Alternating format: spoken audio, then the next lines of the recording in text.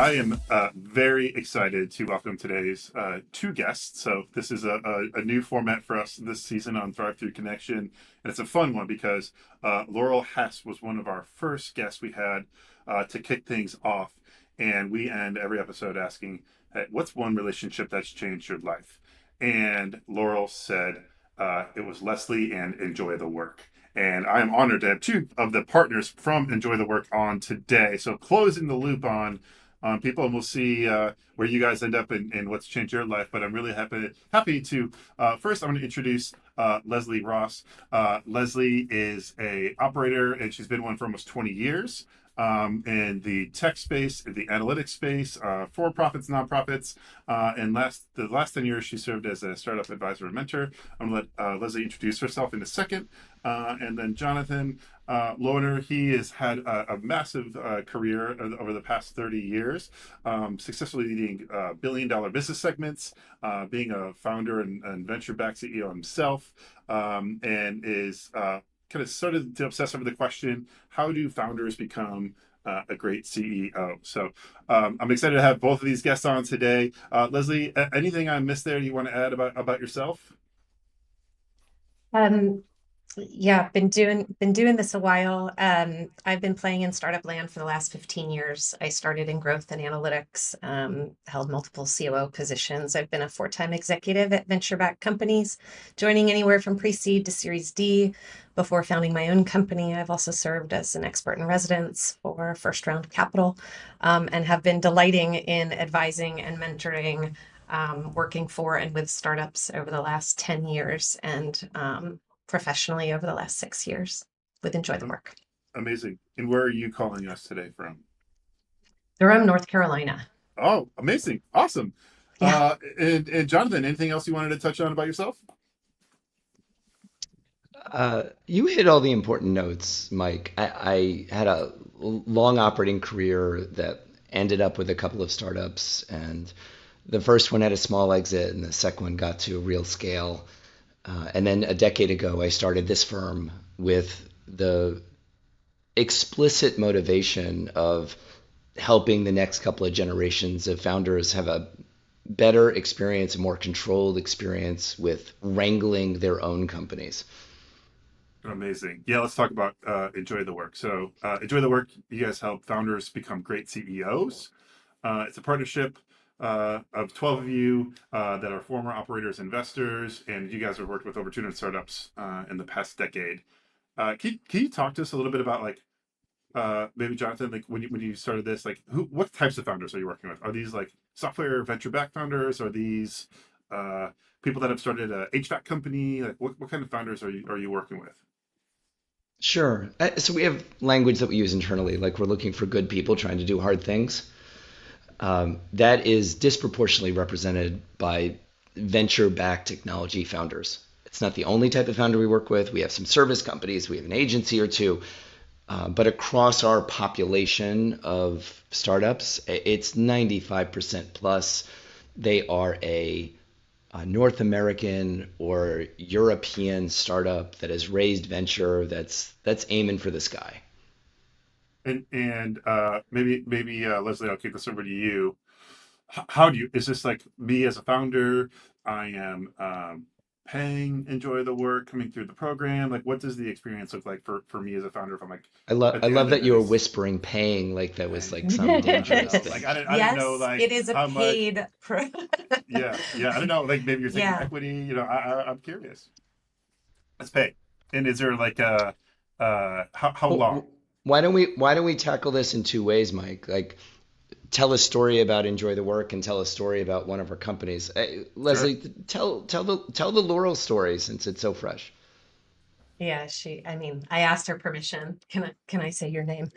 Um, so so Laurel and I met um through a speaking engagement that we do. And she reached out and said, "Oh my gosh, I am a solo founder. I need to get better at my job. I'm onto something. This thing's working. And there are parts that I need to figure out how to do that I don't know how to do, and I need to know how to do them quickly."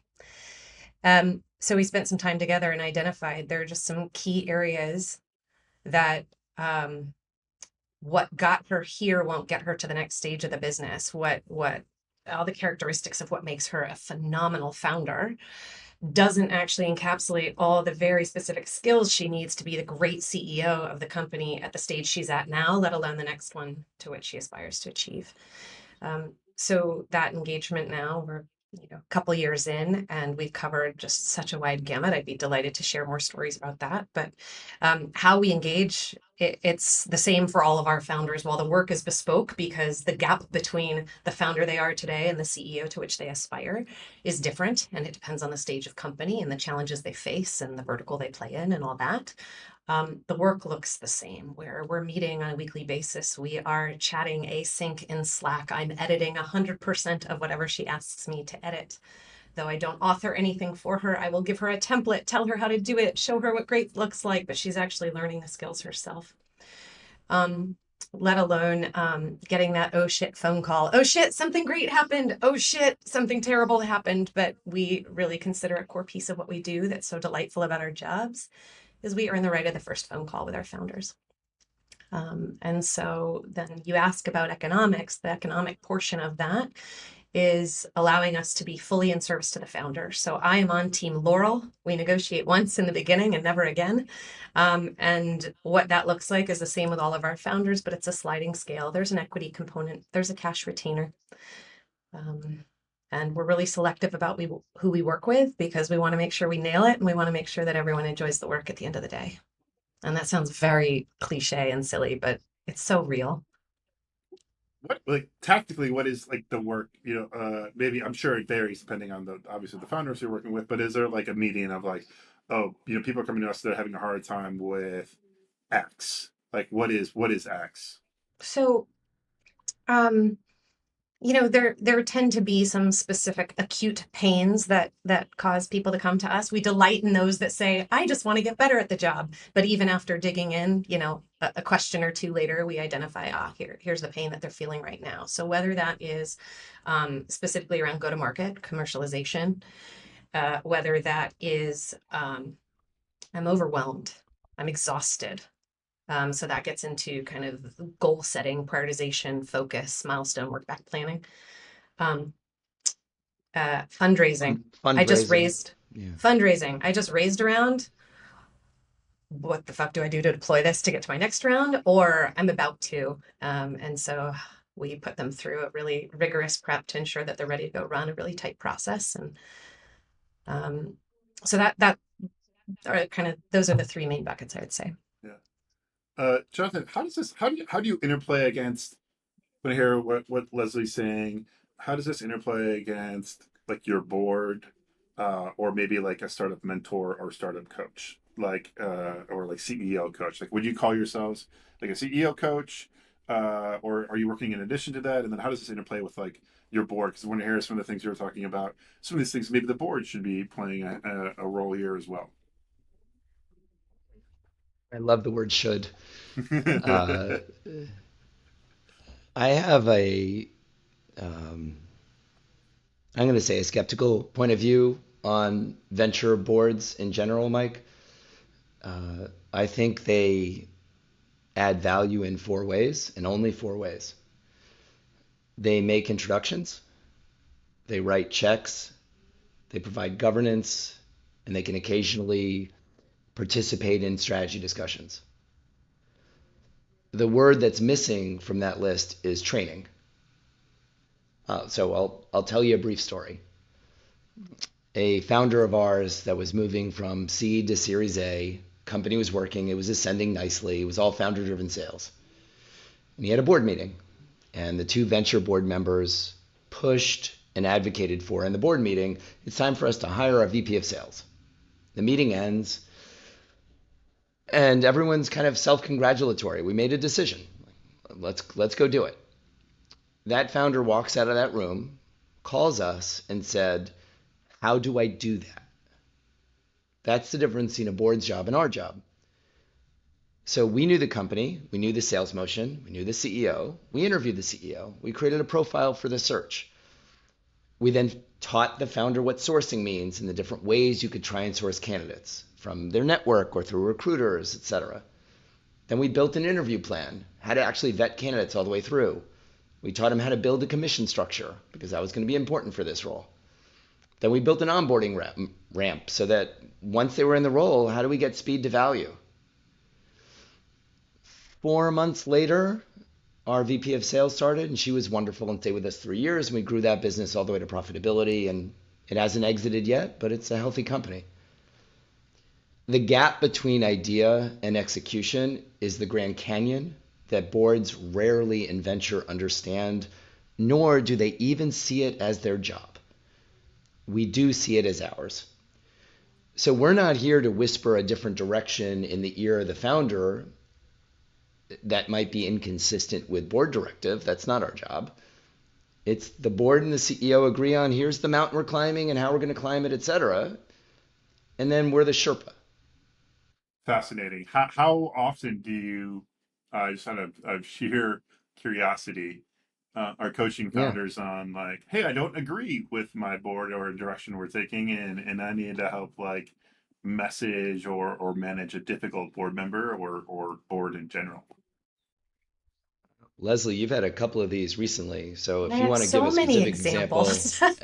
I Yeah. can give the meta answer after, but Yeah, let's hear 'em. I Yeah. think these are more enjoyable as a specific story. So Yeah. So, I do have a lot of these. It comes up. So, one of my founders, um, had a toxic board, I'll say. Just no one's getting along. It's completely unproductive. It's actually counterproductive each time they have these meetings. He has it on his calendar every quarter, and it's miserable for everyone. So we talk about what are the ways in which we can minimize the negative impact from this. Part of this, and ultimately, the boardroom is his room. It's the founder's room. It's the CEO's room. So any toxicity or uh, unproductivity ultimately sits at their feet to start, and it's their responsibility to change. So in this example, what I'll say is a year and a half later, we get to an extremely productive board that's now collaborative and enjoys each other. A few things changed. One, he understood his role.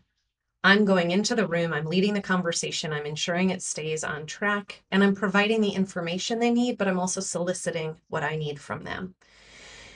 Two, making sure the right people are in the room. Part of that we don't have in our control because we said yes to investors before we fully vetted them, sure.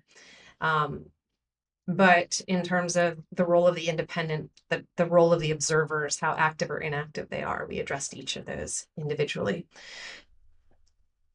There was a lot of disagreement between the board and the founder, but it was because of poor communication, I would say. And making sure the board understands what we're doing, why we're doing it. We request input from them, but it's ultimately our decision. The framing of each of those matters a lot. And so that's where we spent a lot of time. The other thing we did is said, let's minimize the amount of time that y'all are miserable. What did that look like? Well, for a period of time, instead of having the standard, let's go through the financials, let's go through the updates, the status check on all the key areas of the business, we had that as a recording. He used Loom, use whatever tool you want, and actually sent that out as a 20-minute video that the investors could then do in 2x speed, get all the updates they needed. And we created rigor for the feedback loop that said, all right, 2 days before the board meeting, submit all your questions in the shared Google Doc. They're going to be visible to everyone so that there's not this toxicity behind the scenes and these sneak attack questions that had previously been thrown at him. Questions were submitted, those were discussed, and then we moved on to the topics in which he actually thought they could contribute beneficially. Really focused work session topics. Picked a couple, shortened the length of the meeting, started to find productivity in those. They weren't easy at first, but he got better at it and they understood it better. And then people started coming back and engaging. And now it's same board except for one person, completely different dynamic. So much So good there's no tactical going advice in against there. what the board. Yeah. Yeah. there's this meta lesson, Mike, that we teach that we want our founders to have one story, live with one story. Yes. It is the same message about what matters to the business and how are we going to get there and how are we going to measure to your board, to your employees, to your investors, across the leadership team, one story. And where we see the founder venture board dynamic go sideways is when multiple stories show up and the founder starts to be performative with the board, effectively being a pleaser, telling them what they want to hear, and or equally destructive, hiding things just to avoid the difficult discussion versus what the team is being told. Totally. Like living your truth and being authentic to you and yourself as a founder and CEO is like probably the most important thing there is, right? Because it's like it'll convey Yeah. itself into your team, into the board, and um, like you said, like when you founders get in this rut where you read all these headlines about all these companies doing these amazing things, and then you're not doing those amazing things, and you feel scared to share bad news, and then you feel like you need to be Yeah. performative, and but the reality is like actually 95% of companies are what you're going through. Like you're only reading like you're reading the outliers, not the rules, right? And I think that's like really important for founders to think through. I've certainly gone through that journey myself. I, Yeah. I imagine you've seen a couple of things as well. Yes, yeah. I mean, we're with thousands of founders, so I've seen we've seen it all, and nothing surprises me anymore. Which is also important, by the way, to think about your board members. Like, nothing should surprise them in a lot of different ways. Like, you shouldn't surprise them with news, but like anything good or bad that you have to share with the board member is probably not the worst or best thing they've ever heard in their life. At the same time, but they've seen it all usually. Uh, one of the quotes from Laurel, who introduced us all, was she said her journey with you guys was doesn't make a great founder. What makes a great founder doesn't make a great CEO. You've helped bridge the gap between the two. So kind of transitioning to like what does make a great CEO, and what can you guys define, like what's the difference between a founder and a CEO? I'll start there. Founders are improvisational. They're inventors. They are um, experiment machines.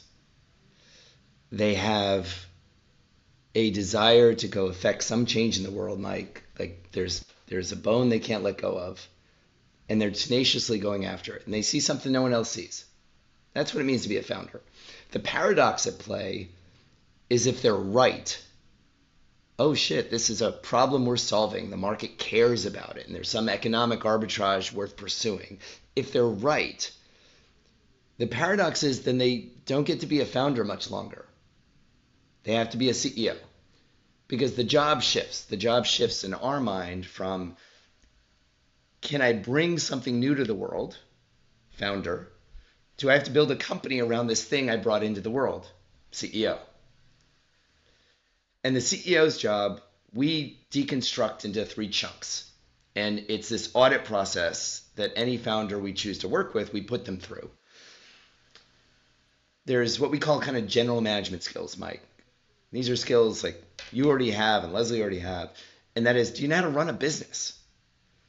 Do you understand how to read financial statements, to build a financial plan, and set goals and communicate them, and have a communication architecture for how meetings happen and how knowledge is institutionalized? Do you know how to raise capital? Do you understand what M&A means? These are the kind of skills that are agnostic to the conceit of the business. I don't care if you're med tech or hardware or software or consumer. You have to know these things. The second bucket of CEO skills we call functional management. Do you know what great looks like by area? Marketing, finance, eng, what have you. Because if your company starts to work, you're going to have to hire people who are more expert in their area than you ever will be. So do you know how to recognize what great looks like, what the toolkit of that person has, so you can be conversant enough to manage them well? Third and final bucket we call self-management.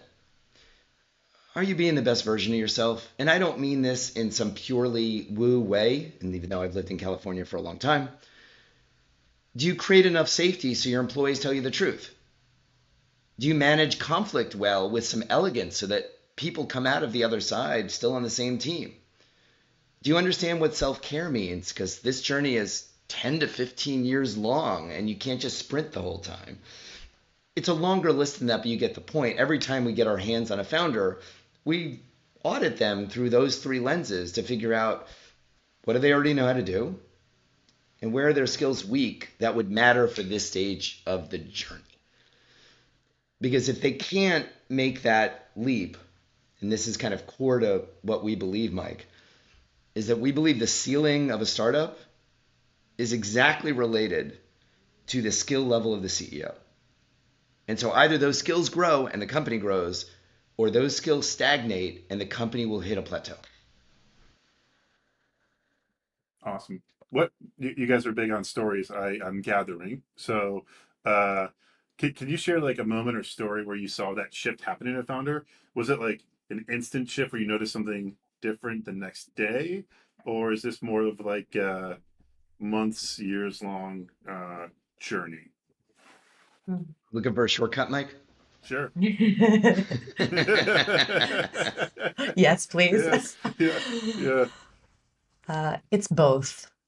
I'd say it's both. There are of our list of qualification criteria as we assess founders, one of the things we look for is can I have an immediate impact?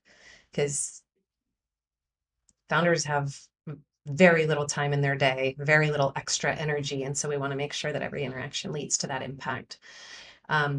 So notable shift in founder to CEO. We always start with what we're working backward from. And we are always looking for the longer term vision of how do we establish a rhythm such that the founder understands what the day-to-day is like, what the week-to-week is like, and the team understands that as well. But when there is an oh shit spike, because those are going to happen, unexpected, internal, external, we're going to get these spikes, we're able to deal with it and still continue with the rhythm of the company. So the short term, 5 questions. What are we working backward from? What needs to change about the business to achieve that? What actions are we going to take to make that change happen? Who is responsible? The who is not a team. It's not a nebulous, someone should. It's a specific name. And then the 5th is, what are the accountability rituals that we're going to create such that we're ensuring that everybody is understanding the what and the why and playing their part in that. So a lot of that initial conversation happens across all of our founders when we first engage to identify where are the gaps there, and there's an immediate impact to that. Then there's the longer term. Oh, your communication style needs to shift. What worked as a founder, this ad hoc, informal, unorganized communication, is going to drive people freaking crazy if you continue in that way. If we continue to talk with founder excitement about all the opportunities, we're going to conflate what is a priority, force ranked right now, versus an opportunity that is not a priority, but we will consider in the future. Those things take time.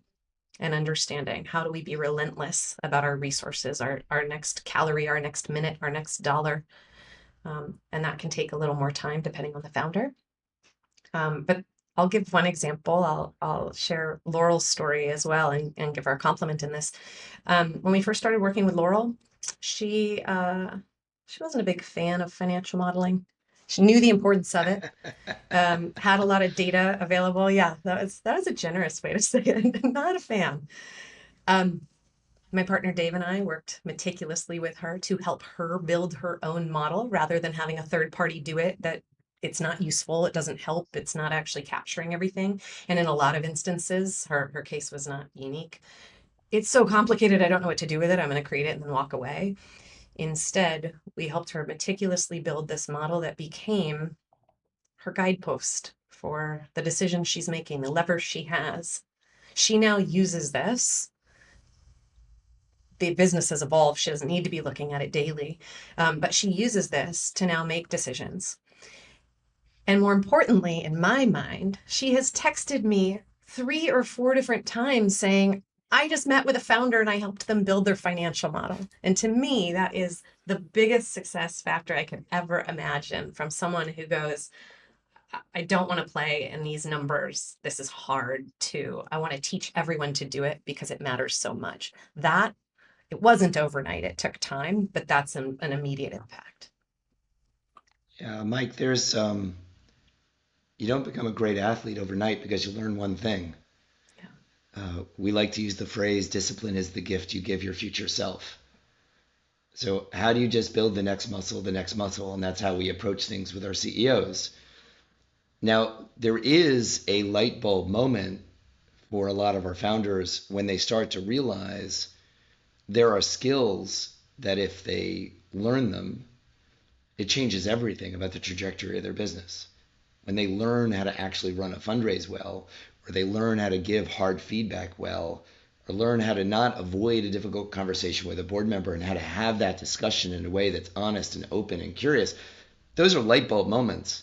But that doesn't mean like in a flash, they're suddenly wearing a cape and they're the best CEO on the planet. That just takes time. Hmm. You need reps. What are like the big mistakes you see? So I'm signed up, right? I'm like, great, yep. I'm a founder transitioning to CEO. We found something that works. It's repeatable. I'm coming through your process. What are like the common pitfalls or mistakes you see founders going from kind of being the founder to transitioning to CEO? Lesley, you want me to toss out stuff Yeah, at go for it. 30,000 feet and then you want to tell a story? Okay. Yeah. Uh, we have these fun for us, Mike, Yeah. CEO archetypes that we speak about. We even have a talk on them. Like, if you want to be a dumpster fire CEO, this is how you behave. And there's robot CEO and micromanager CEO and angry CEO and laissez-faire CEO and ready, fire, aim CEO. There are these archetypes, and they actually represent the most common mistakes we see CEOs make. I'll just talk about two of them specifically. These tend to be the ones where I see the most cringing in the audience when Lesley or I or our colleagues are on stage. The first one's the laissez-faire CEO. This is the CEO who believes that if they just hire great people, they'll figure it out entirely on their own and don't need to be managed.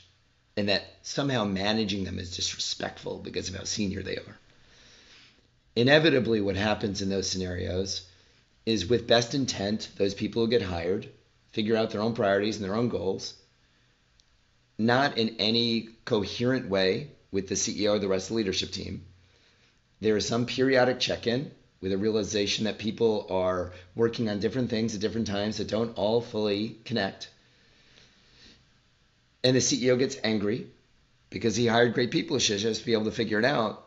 And then those great people quit, and then turnover rises and the board fires the CEO. That's the game. The second one is the super improvisational CEO. This is the ready, fire, aim. They don't like rigor. They don't like methodology. They don't like trying to think through a problem, measure twice, cut once. They hate that.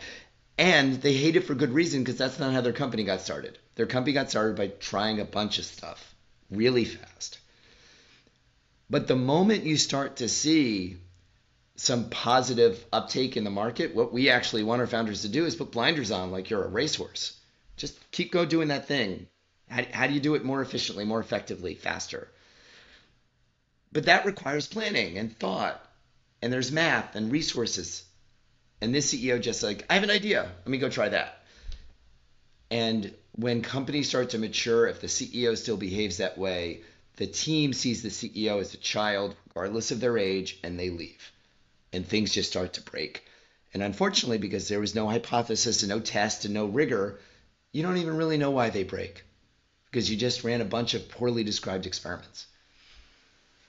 You mentioned framework and rigor in there, and Lesley touched on it too, with like the 5 questions we're gonna work backwards from. I'm curious, do you guys deploy like EOS or Pinnacle or like some of these other like guidelines, or are you kind of coming up with something bespoke that's built for the founder transitioning to the CEO? Um, we think all goal setting frameworks kind of have the same bones. And so we don't care what a founder chooses. So we've worked with almost all of them, Hmm, all the frameworks you're describing. sure. We kind of don't care. We just care that they have one. Those bones that I'm alluding to, is there some qualitative description of the change you want to make in the business? Is there some quantitative way to measure that change? What are the activities required? What is the work required to deliver those metrics that align to the objective? And then what resources are required to execute against those activities? That's it. There's usually some sort of accountability framework so you can meet regularly to talk about the actions that people are supposed to do. But goal setting kind of all sits on the same foundation. Mhm. We don't care which one they choose. I'll I've answer tried them that all. question kind of zooming out a bit too in terms of the Yeah. frameworks we use. There's um, there's a lot of great content out there. There's a lot of terrible content out there too. So one of the biggest challenges CEOs face is what's the right thing I need to read right now, and how do I then deploy it specifically for me? And so we have a combination of approaches, and this is the beauty of having the bench that we have of all of us with our depth of backgrounds that are unique from each other. We have collected, one of the frameworks I've used for years now, something I created about 12 years ago when I was holding a head of growth role, is something that we now deploy across our founders. But there are others where the best framework out there, unfortunately, we don't get to take credit for. Somebody else created it, but we're still going to introduce it and we're still going to teach how to use it. And so we've compiled across each of the areas that Jonathan described earlier. What is the best framework out there? Whether it's ours, whether it's someone else's, but how do we actually then teach that in a way that has immediate impact for the founder, getting rid of all the noise and applying only the pieces that they need right now? So a lot of goal setting systems, for example, are just way too freaking complex. It's not necessary at the stage of business that a lot of people are trying to implement. And so while the bones of them are great, we're saying ignore the rest. Just take these parts of the bones, apply that, only use it to serve you staying focused and aligned with your team. Don't try to add in additional layers that others might propose is the right way to follow a framework. Yeah. What was the framework you created 12 years ago, Lesley? Oh, my happy path framework. It's Oh, it's for, yeah, that's another talk. can I read about it? Can we read about it online? Can we link to it? Or is this like super, super top secret? Um, Like it's not, so it's not on your blog or anything, I guess is what I'm saying. it's not on our blog, and the reason being there are component parts that apply when others don't. And so rather than creating this, here's all 12 steps you can follow, I've been reticent to do that publicly simply because the part that you need right now is not all 12 steps. It's Mhm. going to be steps 1 through 3, and that might take you 3 months to get everything you need from it. And then month 4, we might go steps 4 to 6. There might be another company where it's the whole thing. So that gets back to, again, we don't want our founders spending all their time figuring out what's relevant to me right now to solve the problem in front of me. And that's what that would represent, more noise. Yeah. Okay. Leslie's gotten on stage to describe and talk about it many times, Mike. Yeah. We've actually never I don't think my it's mind was recorded. searching our blog archives. We never wrote a piece about it. Yeah. It's a So it's a thanks for the paywall. You idea. guys, this is the paywall here. This is how Yeah. yeah. Okay. Okay. What about like there's a few questions here that are all kind of the same gist here when I'm looking at our pre-doc here, which is what's like the mindset or like when do I recognize that I have outgrown my current leadership style or I'm recognizing or maybe I don't recognize, but I need to switch from founder to CEO. Are there like telltale signs that you as a founder might recognize in yourself, or maybe like your 360 group around you is telling you? hmm Yeah. I'll start. The the telltale sign for me, and where I wish I had enjoyed the work back in the day, but also what I observe with my founders is this shit is hard. This shit is so hard. And these moments of I feel stuck. The tools that got me here are not going to apply in this situation. What do I do? And if I want to go solve it myself, where do I even start? The moment that, and that doesn't need to be a big, it can be a big topic. Oh, how do I even start thinking about go to market? How do I prepare for a fundraise that feels really hard? It can also be smaller things. My team is not understanding me. I'm saying this thing out loud and they're not hearing it. That goes back to the communication piece of, um, And so the moment it feels hard, that's starting to represent a gap in the founder's skill set. And that's where, when we meet founders, we identify this acute pain, and it tends to be in these specific areas. And one of those can be, I'm exhausted, I'm succeeding, and I'm miserable. Mm. We get a lot of that, and that's a key piece. Founders don't run out of money, they run out of energy. For me, I feel that so deeply as I sit with my founders. If they are not exercising, if they are not sleeping, if they are not eating, taking lunch breaks, like, these are the places that we spend a lot of time before we talk about, all right, now let's go get that next customer. Yeah. Plus one on that whole list as my voice leaves me. Yeah. Excuse me. Uh, there are three signals I often see, Mike. One is the founders behaving really greedy. And what I mean by that is they're doing a lot of the jobs themselves. And at some point, that's impossible. They're just burning out. Second, what they set out to do, they stop achieving. So there's some combination of the founder saying, we're no longer making the progress we once made. And they can see that in weekly roadmap reports or weekly leadership team meetings or in metrics. So there's quantitative signals that says, I need to grow up. There's something that has to change because it's not working. And then last but not least, they're burning out. They don't know why, but they do know they're burning out. We have a founder of ours right now who's 2 years in, and he told us on Monday, I think I'm done. And he's a good example of, he has capital in the bank and a product in market and things are growing, and he's still doing 5 of the leadership jobs himself. He's still VP of sales and VP of marketing. He is still head of product. He is still CEO, and he's kind of still CFO for a business that doesn't really need one yet, but he's still doing all that. And he has capital and team. He's burning out. He needs to change. And we're hoping that this is the kind of indicator that will wake him up to,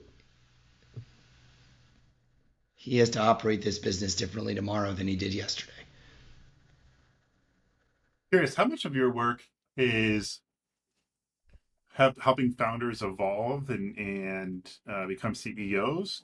Like, what examples, or I'm curious, people come through the process and then the actual decision is, I'm actually going to step down as founder and bring in a CEO. Like, how often does that happen, and what does that transition or workflow look like? Uh, Lesley, I feel like there's an ideal day, average day story to tell here. I'll give one specific founder example and then defer to Lesley because she's actually dealt with this a bunch. But there's one story in my head. We had a company, Mike, that we got involved with at Series A through growth stage, sizable business, profitable business in the tens of millions of dollars of revenue. And for about 18 months, the company was treading water. We weren't making progress anymore. And the CEO, she asked me why. Exceptionally capable woman. This was not an intellectual gap, not even an experience gap. And my reflection back to her is, I don't think you enjoy the job anymore. You spend a month kind of hot and engaged, meeting with the leadership team, digging into numbers, and then you vanish for a month. And the team recognizes that you're kind of in and out. And as a result, the leadership team is unmoored and the company doesn't have a regular cadence of urgency emanating from the chief executive. She asked what to do. And I said, well, 2 choices. Find your juice or let's hire someone who has it. 12 months later, we had a new CEO in place. She moved to the board. She started a new company. She's thrilled.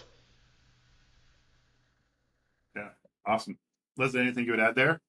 A lot of similar stories. It all starts with because this roller coaster ride has such high highs and such low lows, and we're with our founders throughout all of it, we get a lot of exposure to those low lows. And in those moments, there's always this assessment, and it's a self-assessment that we ask of our founders because we can't judge from the outside, but it's this. Do you want to keep doing this? Right now, if I forced you to answer, do you want to keep doing this? And founders by nature, if they want to keep doing this on their lowest low day, they're going to go, oh, I wasn't even considering stepping away.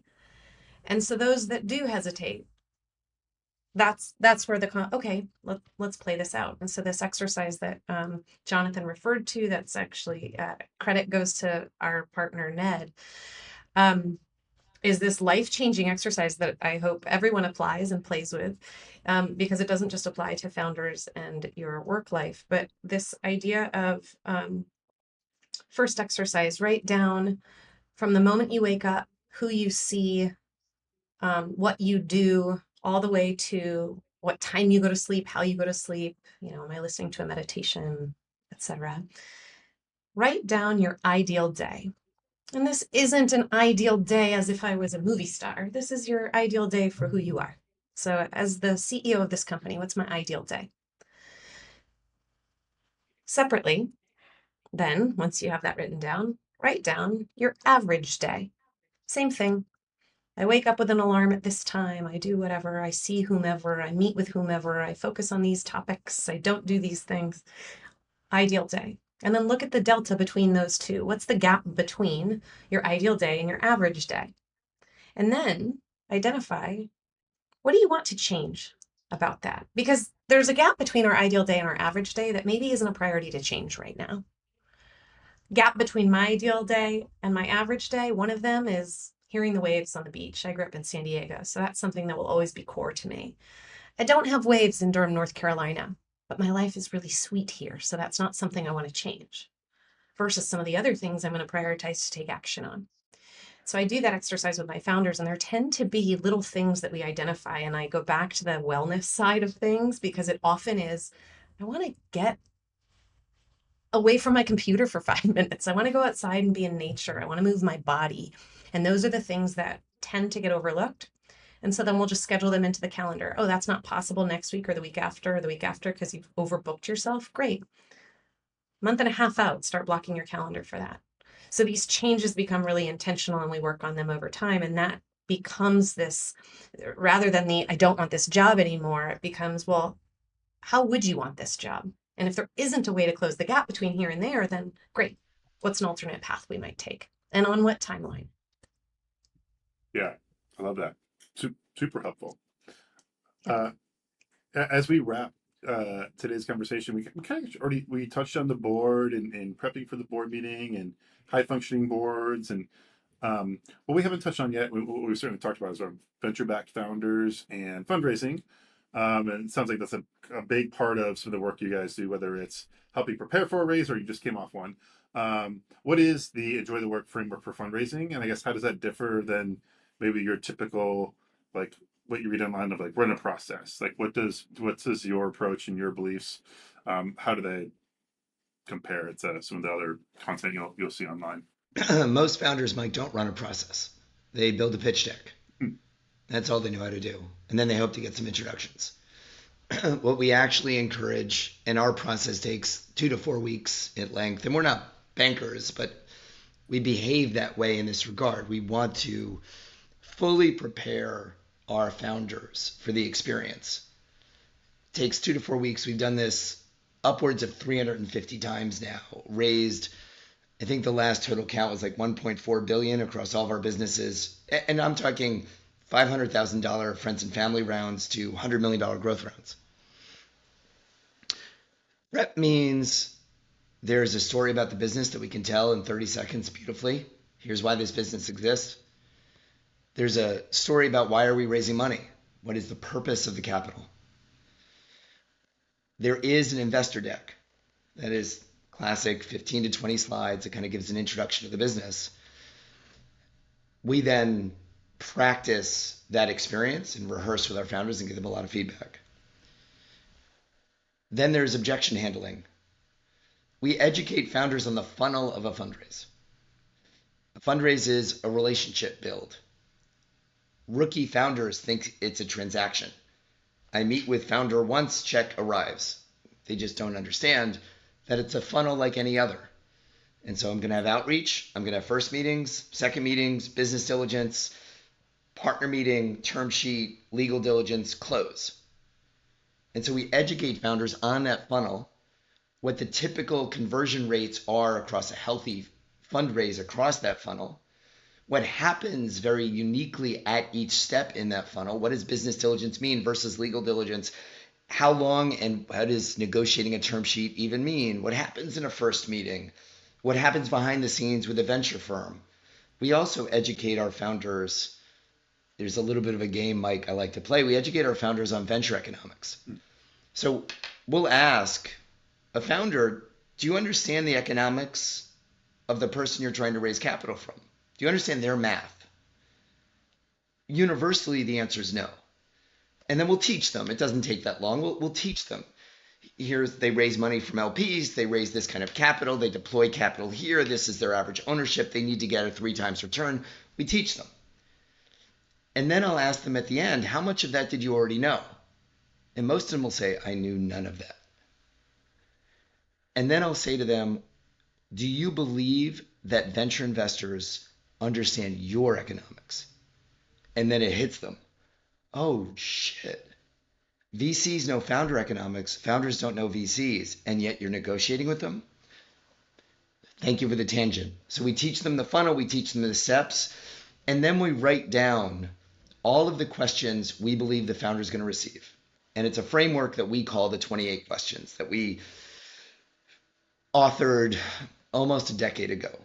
And these are the same questions that all VCs ask all founders. We then add to that list, what are the questions we think you uniquely will receive because of the nature of your business, because you're med tech or hardware or fintech, what have you.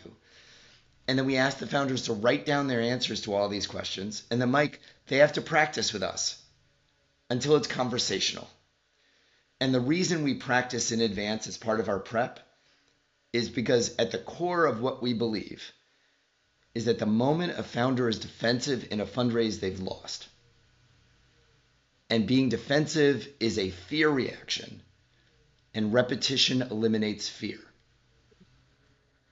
So we teach them how to build a list, we teach them the funnel, we teach them the different steps, we build an investor deck, we build a financial plan together, we build out all of the questions we think they're going to get. They practice all the answers until it is just chatting over dinner with a friend. So that by the time they meet an investor, they are masters of their business. And most importantly, they don't get surprised. And now it's just dating. Are we a fit for them? Or are they a fit for us?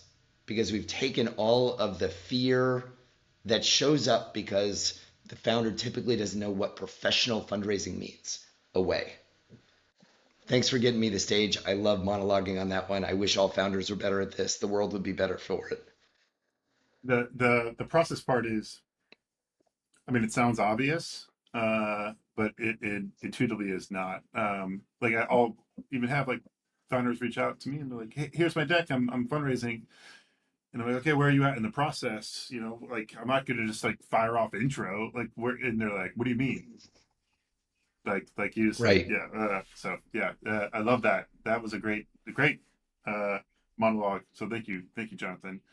Um, I guess as we wrap up, the one question that got us here, by the way, to all meeting today, our kind of inspiration for this season around connection is around how AI is changing everything. But at the end of the day, relationships and people are going to matter more than ever. Mm. So Lesley, what's one professional relationship that's changed the trajectory of your life? Mhm. I love this question, and I'm so fortunate to have so many that pop into my head. And the reason for that is because I work with a lot of great partners that enjoy the work. Truly, they're all, I could answer this question individually on each of them with the same level of conviction. But I'll pick on one. My partner, Kristen Hamilton, multi-time founder from idea to IPO. She's incredible. She's an athlete, she's an entrepreneur, she's a board member, she's an investor, she's all the things. And the way she shows up with me is with all of her wisdom all of her love, and she opens doors without hesitation in order to support me in my goals. I share an idea of something I'm contemplating, and she's immediately curious how she can help me achieve it. It's magical. Incredible. Jonathan, how about you to wrap us up? In my first startup, which was now almost 18 years ago, Mike, I was a couple of years in, and my VC board member said, I have someone I want to introduce you to. Maybe potential COO opportunity. He's a previous founder, bootstrapped, has had a lot of success. Our firm knows him. You should meet. Sure, I wasn't really contemplating a hire at the time. And the company was really young. We weren't even 10 employees yet. We had product and market and revenue was growing, but it was young. I meet him and we hit it off such that he said, what are you doing tomorrow? And we end up spending hours together the next day. And he joins the business. And this was my first time being able to work day to day with a really experienced startup operator. And what I was fascinated by as a first time founder, I had run big companies before that, but this is my first time in a startup. It was like me and two people in a janky prototype. Like I was starting from scratch. I would come to this colleague of mine, his name's Dylan, and come to this colleague of mine and say to him, I have this hopelessly complex problem. And it didn't seem to matter the problem, Mike. It could have been an employee issue. It could have been a partnership model. It could have been a product thing. It didn't matter the issue. He would just pull it apart, give me the core components back and say, you just need to do step 1, 2, and 3, and we'll figure this out. And he seemed to be able to do it with everything. And it was just like, it was a magic trick. If you fast forward a decade, what I experienced from him is what I wanted to ultimately give every founder. And it was so much of the motivation of enjoy the work. Why can't every founder have that kind of human? Because the founders are all lost in their head with things that feel so complex, and signal from noise is so difficult to discern. In so many ways, that was the inspiration for the work we do. And to wrap this story up, because everyone likes a good bookend, Dylan's one of our board members to this day. I love that. Well, we're going to wrap up there. I can't thank you enough, Lesley and Jonathan, for sharing your stories with us today, for helping founders all over the world, and everything you're doing and enjoy the work. So thanks so much for spending an hour with me and in the Visible community today, and we'll see you out there. Thanks, Mike. Mike, this was a joy. Appreciate it, man.